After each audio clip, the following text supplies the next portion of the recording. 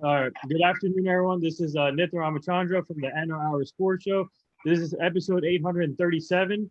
Joined by a really special guest. We met him in person last weekend at the Football Legends Camp in Paulsboro High School. His name is Paul Palmer. He's a former NFL running back in Temple. He played for Temple University.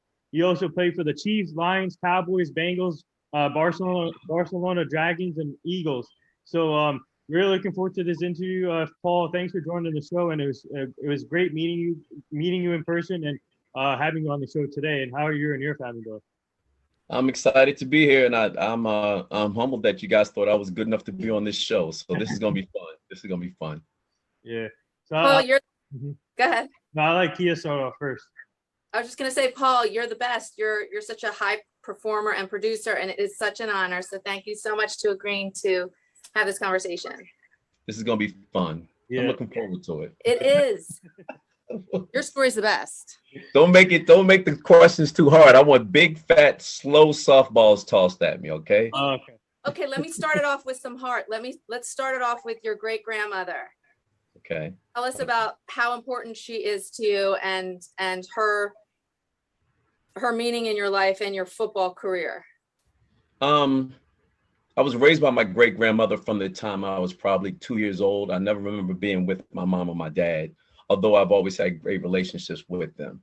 When I first tried to play football, she didn't want me to play football. I snuck to practice. I kept my equipment at one of my friends' homes, and I would jump in their car, go to practice, come home and leave my stuff in their car. I tried to wrestle when I was younger, and she thought it was like the wrestling on TV, so she never she never allowed me to wrestle. And it got to a certain point before I got to high school, I couldn't find a boys club to play for in the Washington, D.C. area. So I wasn't going to play. And she told me, well, you've been telling all these kids around here that they need to get involved with sports and play. So we're going to find you a team to play for. And if I have to drive you in my old beat up station wagon, then I'll just do that. And that's what she did. She drove me and got me to a football program that was a little further than the one I'd been going to.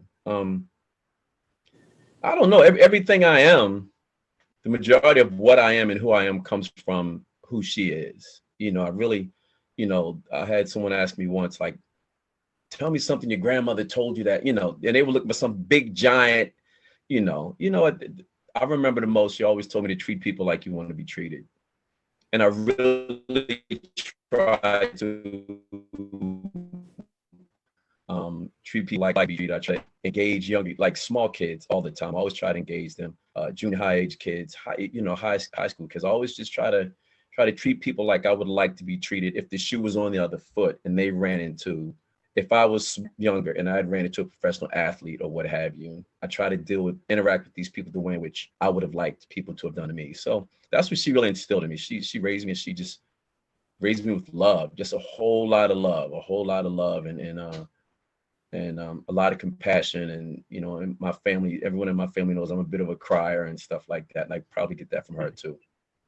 I love it. I saw in the clip that you said that every day that you came home, she told you that she loved you and she was proud of you. And I'm so glad that you have that. That's amazing. Yeah, she would tell me, it's so funny now. And I have a 13-year-old and she does it too. Like if I would run out the house before I left out, I'd say, I love you. And then if I forgot my keys and ran back in the house, and before I left back out the house, she would say, I love you. You know what I mean? And she had just said it 15 seconds earlier. And it's the same way I deal with my my 13-year-old, and the same way my 13-year-old is. I talk to her on the phone, and she hangs up the phone. And she says, "I love you." Well, we'd only chatted for like 2 or 3 seconds, but it's a good thing. It's a good thing to surround yourself with love. Excuse me.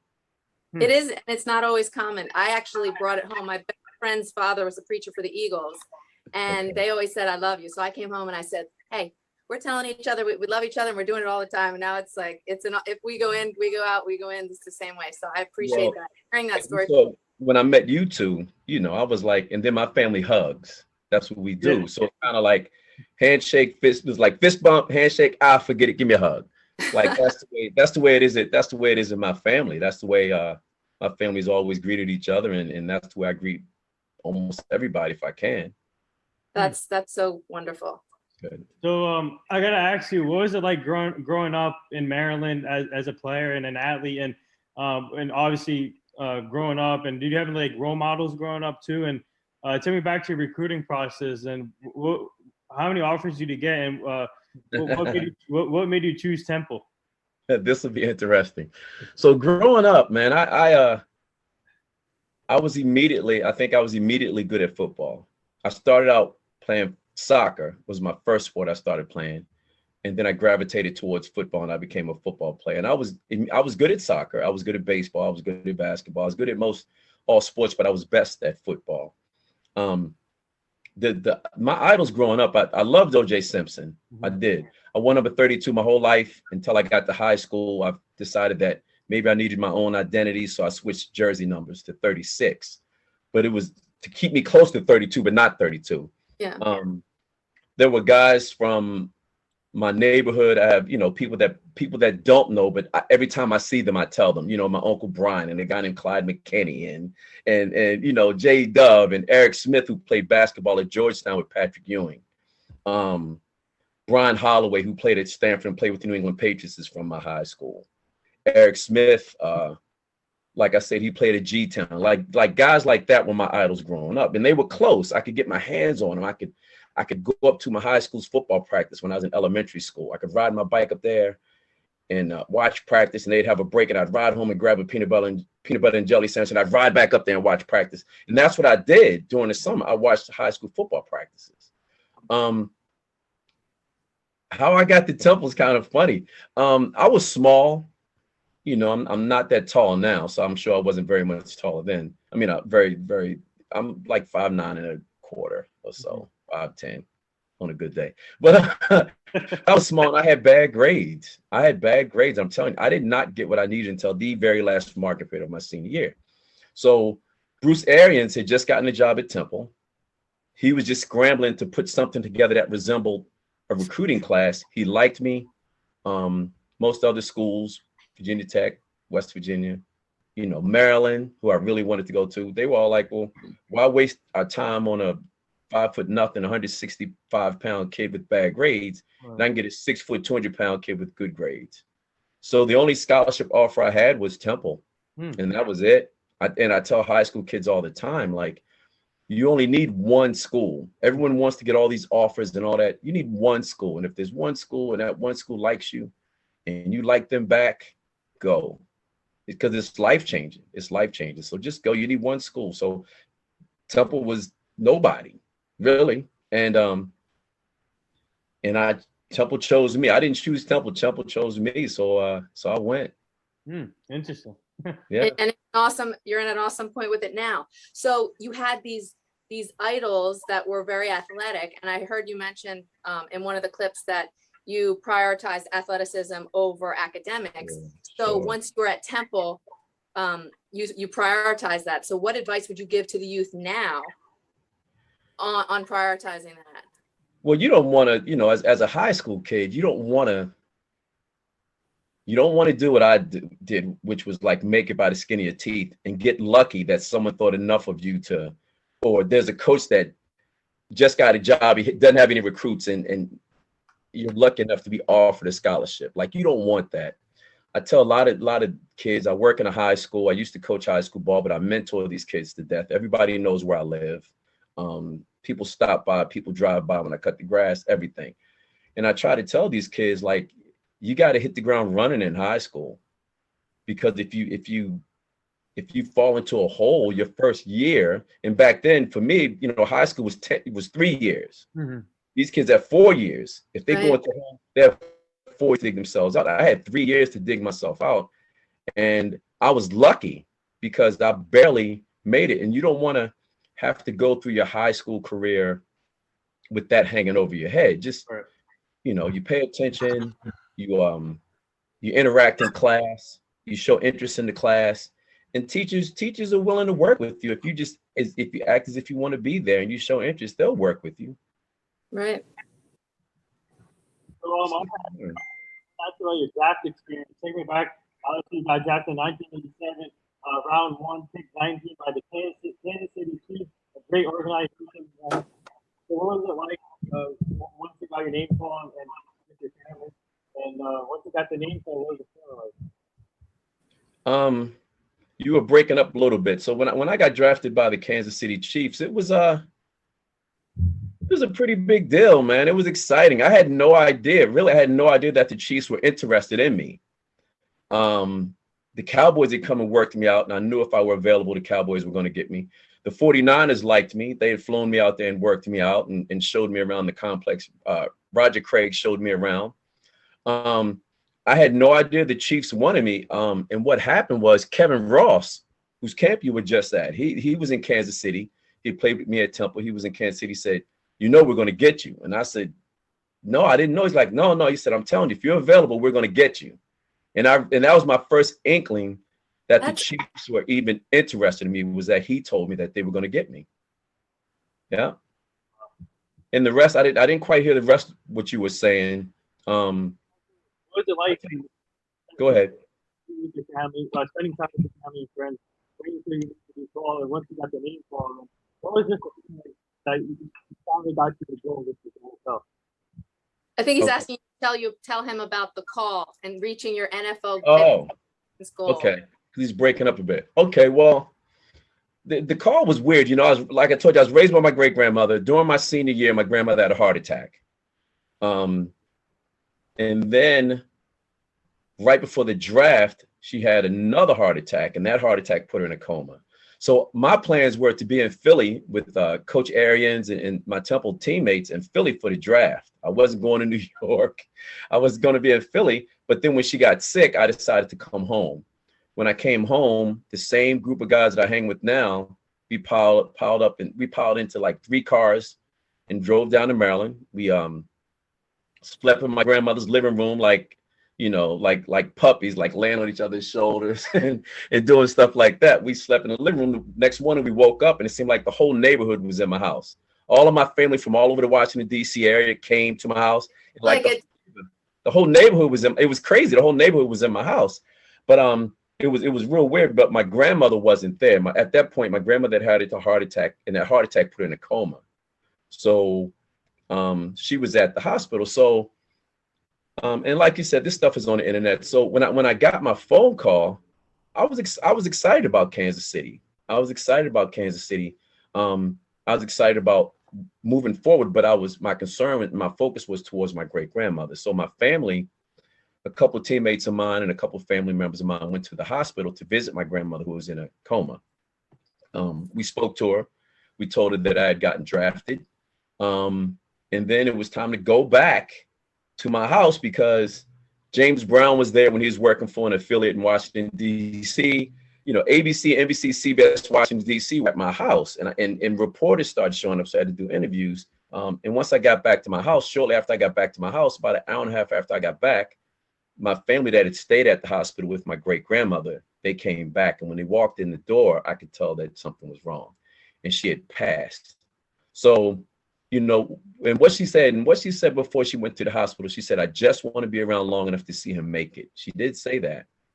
And, you know, only God knows, you know, God made it happen and kept her around. And I was drafted. And once I was drafted, she said, oh, you know, my job is done. I've done what I wanted to do. I've seen what I wanted to see. And she moved on. She passed on. Yeah. Crazy how it's a crazy story, man, but it's absolutely true. I'm so glad that she got to be there for you when you got drafted, for sure. Yeah. I totally believe that she knew, and she knew it was time to go. That she had saw what she wanted to see, and she wanted to move on. Sure. Yeah. All right, though. You know what I mean? Don't you guys? You know, it's just an incredible story. Like I said, I was raised with a lot of love. You know, that was the main factor in my life, was a lot of love, and the person that I am, again, is because of the person that she was. So it was okay. Good. A little bit is okay. The Steve roster, a great player. Actually, I had a hard seal on the show last month, and can you hear me? I definitely can't translate that one. Yeah, I'm having a real hard time. Computer. Okay, it sounds almost like it's gargling. You know, it's hard to hear. Okay, give it another shot. Still No. struggling. All right, Kia, you go. I gotta. Paul, Okay. tell us about traveling with the team, with the kids, being at Temple, and what Well, that's. right now I'm the color analyst for Temple University, and it's a great position to have. The best thing about it is the play-by-play guy, Harry Donahue, was my play-by-play guy when I was at Temple. So Harry does not have to worry about me taking his job. I don't want the job. Harry's absolutely incredible. But Harry looks out for me. He's known me since I was 18 years old, since I was a kid. So Harry looks out for me. The great thing, what I really enjoy about doing color is that I travel with the team. I travel on the airplane with the team. I travel to and from the hotel to the stadium and what have you with the team. Another situation where I really try to interact with a lot of these kids during just simple bus rides. I try to talk to them. I try to get to know them. I try to get them to know me. I try to be an example to them that, like, you know, it can happen at Temple. If it happened for me, it can happen for you. And I try to tell him, you know, we just got a new quarterback from Georgia. And I try to tell him, I said, listen, man, I said, things are going to get tough. But I said, you got to understand that there's a lot of people that want you to do well. And there's a lot of ex-Temple football players. You got a lot of brothers that you don't even know that are supporting and pulling for you. So don't ever feel as though you're alone, because there's always people around you. Even when you can't see, there's always people around you supporting you. But doing Temple's games are fun. I hang out in the locker room before the game like I'm a ball player. I know they probably think I'm weird that I'm staring at them or something. You're young, and it sounds so positive and like so much fun. Right. But they're like, why is Paul Palmer standing over in the corner watching us get dressed? And it's not like that. But you know, in my mind, I'm a football player. Then when they go on the field, I hang out on the field as long as possible. You're part of the team. Yeah, and I talk to some of the kids that I know, and I wish them luck, especially the running backs. And then I go up top and I settle down and I get ready for the game. It's I get so much more out of it, I'm sure, than those kids do, than the kids do having me around. I really love it. I love the fact that I can still be around the game I love and the school that I love, as a matter of fact. Well, it sounds like you really give back, like almost you've done this mentorship throughout this whole process. Yeah. I mean, you know, and it's the kids are nice kids. I just try to make myself available for them. You know, like, I try not to crowd people. I try to give them space. I do the same thing with all the guys with the Buccaneers. You know, Bruce Arians and Todd Bowles and Todd McNair and Kevin Ross and Laurie Locust, all those people that I've known for 30-something years. I text them every now and then. I kind of give them room. If they want to reach out, they can reach out. I try not to occupy their time, but I make myself available to them if they'd like to reach out to me. And I do the same thing with my high school kids. And do you help them set goals? Because I know it was important, like how you said, I want to be All-American. You wanted to just keep getting the accolades and keep achieving with your team. You wanted to be a candidate for Heisman, and you did that. So do you help them set goals? Sure. You know what, I tell them, you know, Dawn Staley said this. Dawn is now South Carolina's women's basketball coach, and Dawn is arguably like the greatest women's basketball player ever. She really is, going from high school, college, and into pro. And I read a quote that Dawn said, you know, it was like, sometimes you got to do what you don't want to do to get what you want. And it's so true. You have a lot of these young men that want to, and young ladies that want to play at a higher level and move on and what have you. But they got to understand there's a certain degree of selfishness that comes with it. And it's not that it's selfishness that this is my time to work out every day. At this time, every day when I'm working out, you don't bother me. You don't call me. Schedule, focus. Yes, this is mine. And if you do it that way, I tell you, if you do it that way, your girlfriend starts to understand, your mom and dad starts to understand, your people around you start to understand, like, oh, he's not going to answer his phone right now. He's training or she's working. And I try to tell them, I also try to tell them, watch what you put out into the universe. You know, I coached Hassan Reddick in high school, who was the Arizona Cardinals first round pick a couple years ago. And I told Haas, I said, listen, I said, what I put out into the universe myself was, I want to make it to the NFL, right? I made it to the NFL. A lot of people make it to the NFL. If you just get invited, if you just get invited to camp for a cup of coffee, like, you made it to the NFL. I said, you Yeah. got to watch how you put in universe. And I told Hassan, I said, put it in the universe as I want to have a career in the NFL. I want to have a career as a professional football player, as opposed to make it to the NFL, because you can make it to the NFL and you can get cut in a week. Specific, yes. Yeah, but you still say, oh, I made it to the NFL. Like, you can still say, you got to watch how you verbalize things and what you put out into the universe for yourself. 100%. That's awesome. Yes. Can you guys hear me now? Oh, that's so much better. I thought I was going to get like 2 more hours with Paul, and I was just thinking, Yeah, right. I don't know what's Nah, going on. I don't know what's going on over here. It's like crazy. This never happened to me. It's insane. But, Don't worry about it. You're good now, though. You're good. You're good. I gotta ask you though. Obviously, I was gonna say I had Art Steele on the show. Yeah, last month, and I obviously you played with him. And what was it like?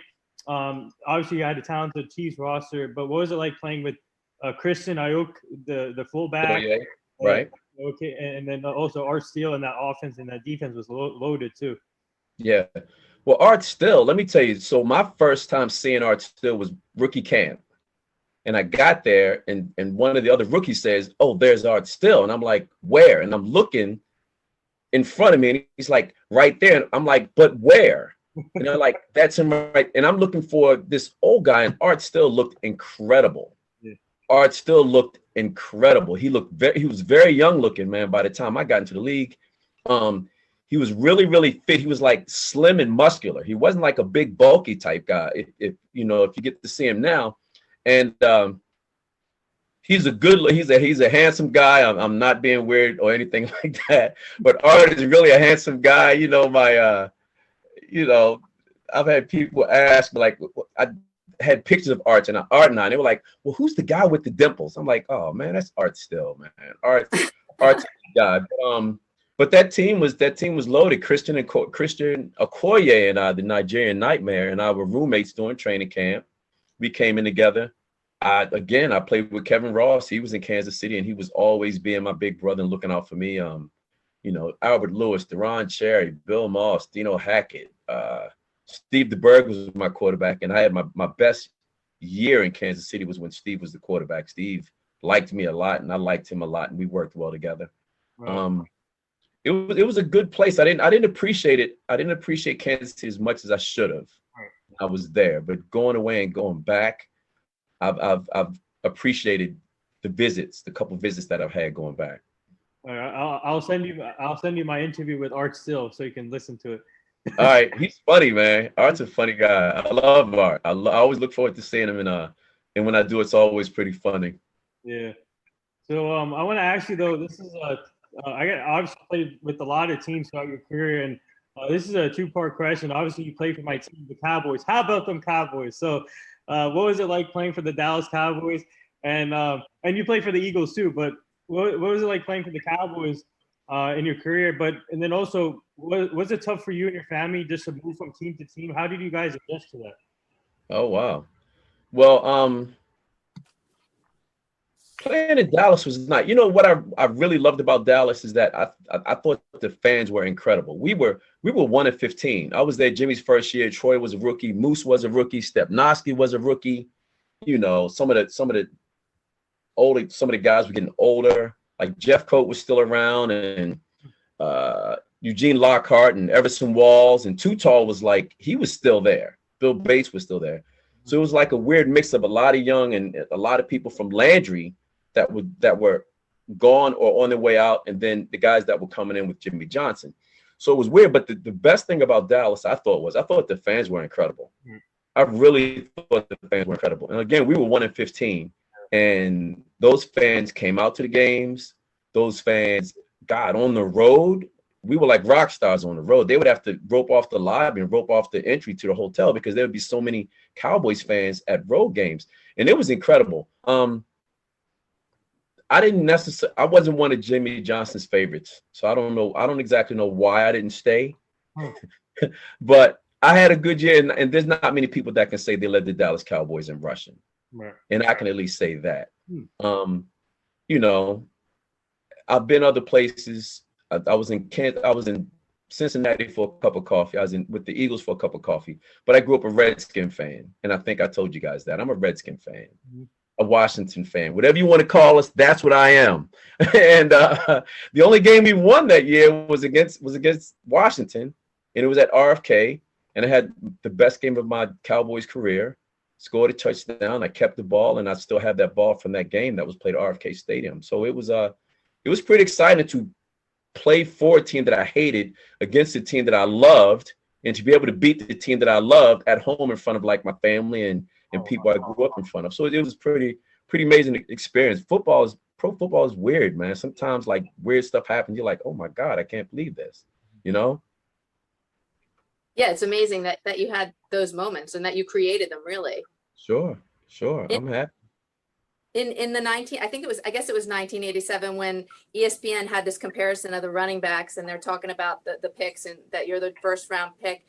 And then they said, like, well, who's the best? Who's the best? And they said, without a doubt, it's Paul. And and that's amazing. So Right. how did you lock that in? So you didn't just get into the NFL, you represented, and then it was known that you're this star. So I'm just wondering, what was your mindset? I know you talked about having that certain time to work out, but did you have total mindset, and were there any distractions? Were you just full focus to be? Well, you know what? Of course, like the first distraction, of course, was the fact that my great grandmother had passed. Right. So my first year was kind of rocky. My first year was really rocky because this support system that I had, my rock, wasn't there anymore. So I was starting to, negotiate, navigate things on my own. And then I had an agent who I was leaning on, and my agent turned out to be pretty bad, So it was, my first year was kind of tough. But I managed my first year. I made all pro returning kickoffs. So that was good. So it wasn't a total bust. My second year was a lot better because I had a chance to stay in Kansas City and really get to learn how to be a professional football player and really get a chance to show people the type of player that I could possibly be. So it just takes a lot. It takes a lot of focus. It's tough, man. It's tough for your family too. Like I said, sometimes you got to be selfish, and not in a bad way, but your family needs to understand that this is my time, and this is what's paying the bills, and this is what's giving us this life. So you gotta give me this so I can do this for us. And if you do it right and you take care of it right, and the way the money is now, it'll take care of generations. Yeah. Generations. Yeah. So what would you say is your key to balance in finding, in honoring the family and yourself, and then the dream and the goal? Your key to balance. I think the key to balance is just whatever you're doing at the time, you do it as best you can. You work hard at it. I mean, you don't become a husband. You don't become a good husband by luck. You don't become a good parent by luck. You don't become a good football player by luck. You don't become a good person by luck. Like, all these things really take effort and energy and work. The good thing about most of them is the fact that whatever you break, you can kind of fix. You can continue to work and fix. Now, football, they call it a career. It's more like a good job. Mm-hmm. It's only a percentage of your life. It's like a great paying job, but it's not a career. But like your family, your friends, type of person you are, mentoring these kids, it's always a work in progress. And I can always do better at all of them. I can do better as a son. I should probably call my mom more than I do. Like, there's so many areas where you can do better. As long as you give your all in these situations, that's the balance comes. It's because not one thing or another is getting too much. They're all getting the same from you. Getting the same thing from you. That's great. So now looking back at your career, how grateful are you to be in this position? Obviously, you got to play in the NFL, play for Temple University. You put up some great numbers throughout your career, and also you were the Heisman Trophy runner-up, and you got inducted into the College Football Hall of Fame. And how grateful are you to be in that position? Yeah, there you go. My ring. To make your family proud, your grandmother proud, and just getting to your goal. How grateful? You know what? I'm extremely grateful. I'm blessed because the people that have been on this ride with me have been very instrumental in who I am. You never think, I don't want to say you never think. You think that you're going to have this great career and you're going to play forever and you're going to set all these, but you can't do any of this stuff alone. Mhm. And the best thing about it now, the best thing about it is that I hope and I believe that the people that have always been with me are enjoying this moment as much as possible.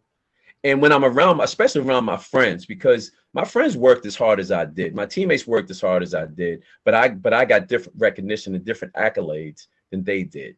But I also always try to make sure that if I'm out and about, it's me and a few of my friends, and someone recognizes me, I always make it a point to make sure they acknowledge my friends also. I'm like, oh yeah, how you, sure. But this is Joe Greenwood, and this is Kevin Jones, and this is Mike Hennett, and this is Terry Wright. Some of the guys that were at this football camp this past weekend, I try to make sure that they acknowledge them too, because they worked as hard as I did as well, and they deserve the acknowledgement. And Including, it's a beautiful thing to make sure everybody's included. It's awesome. Sure, and I'm sure they don't say it. My boys will never say, man, I appreciate that, but I'm sure they appreciate it. But they know how much I love and appreciate them. It's more than a friendship. It's completely a brotherhood. We've been through funerals and weddings and divorces and babies being born and, people passing and all types of stuff. So it's really more than just we were teammates. You know what I mean? We're really brothers. We text each other all day. It's like ridiculous. We're like a bunch of housewives. And you could see that. You could see it. It was an awesome thing to see you guys in your element, Right. on the field. I loved it. Yeah. I love it. So Go ahead. Yeah. So what's it like? What's it like now just to stay involved in the game as a broadcaster, as an analyst, play-by-play announcer for Temple, and also obviously the camp that we had last weekend and helping these kids out now get to their goals and their dreams. So what's it like to be involved in the game, coaching and broadcasting at the same time? Well, it's a lot less painful being involved in the game from this point than it was when I played.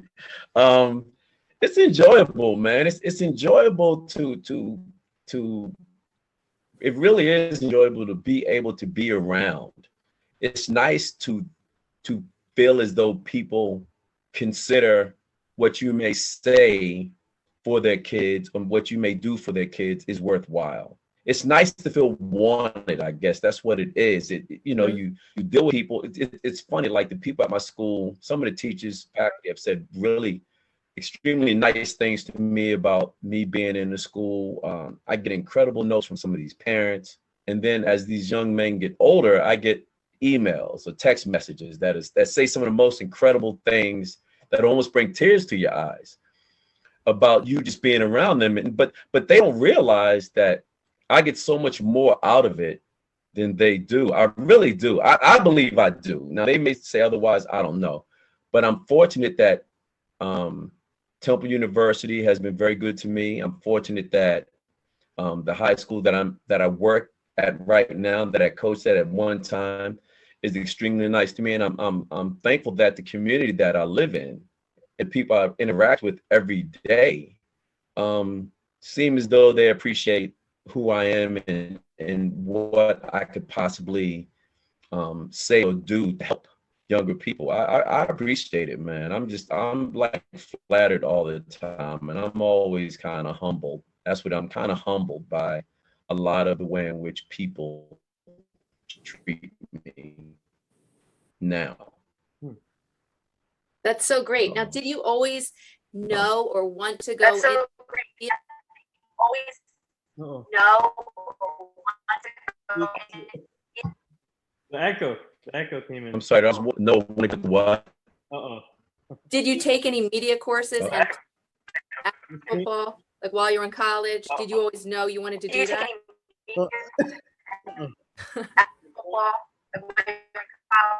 What's going on? No.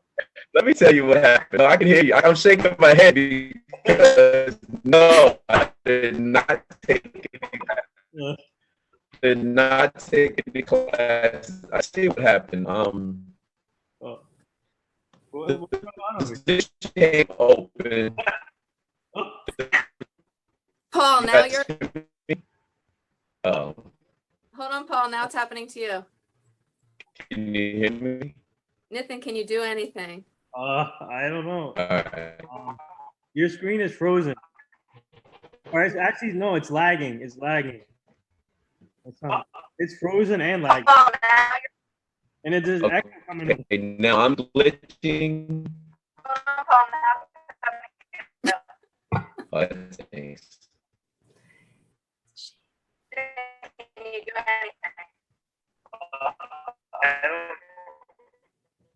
I might have to stop this. Hold on. Mine